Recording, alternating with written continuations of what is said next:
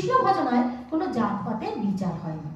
এক্ষেত্রে একটি সুন্দর কাহিনী আছে, সেই কাহিনীটা আমি একটু বলি। অরঙ্গজেবের রাজত্বকাল চলছে। তো সেই অরঙ্গজেব, আমরা জানি যে ইতিহাসের পাতা যদি উল্টাই, তিনি প্রচুর মন্দির ধ্বংস করেছিলেন। তো তিনি সেই ধ্বংস করতে করতে গিয়ে পৌঁছেছিলেন দাক্ষিণাত্যে, যাদববাগগিরি বলে একটা জায়গা আছে, সেই জায়গায়।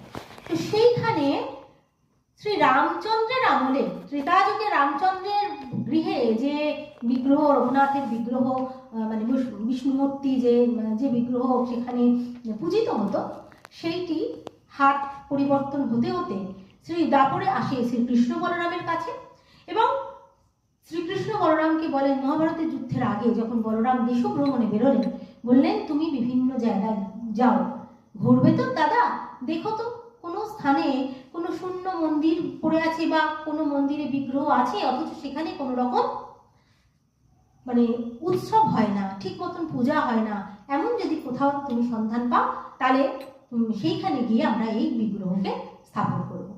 তো উনি দাক্ষিণাত্যে শৈলকোটা বলে একটি জায়গা আছে, সেইখানে ওইরকম একটি স্থান পেলেন আর কি, দেখলেন একটি মন্দির।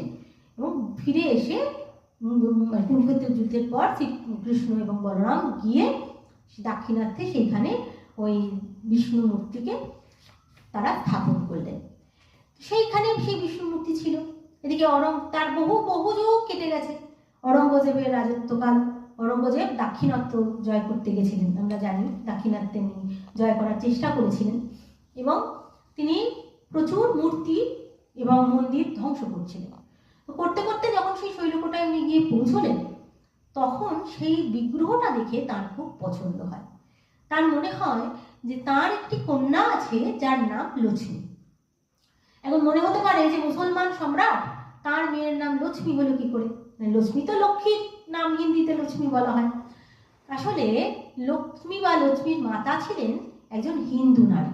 ঔরঙ্গজেব মুঘল সম্রাটদের মধ্যে সব থেকে খারাপ রাজা বলে আমরা জানি। তিনি কোনো দুষ্কর্ম নেই যে করেছেন, বহু নারীদের তিনি তুলে নিয়ে আসতেন। তো তেমনি লক্ষ্মীর যে মাতা, তাকেও হয়তো সেরামি কোথাও থেকে নিয়ে এসেছিল। তো তার সন্তান হচ্ছেন লক্ষ্মী।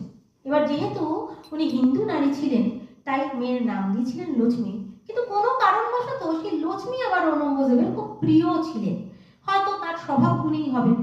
তো তিনি ওই বিগ্রহ, সেই বিগ্রহের নাম ছিল রামপ্রিয়। তো সেই বিগ্রহকে দেখে তিনি মনে মনে ভাবলেন যে বাহ,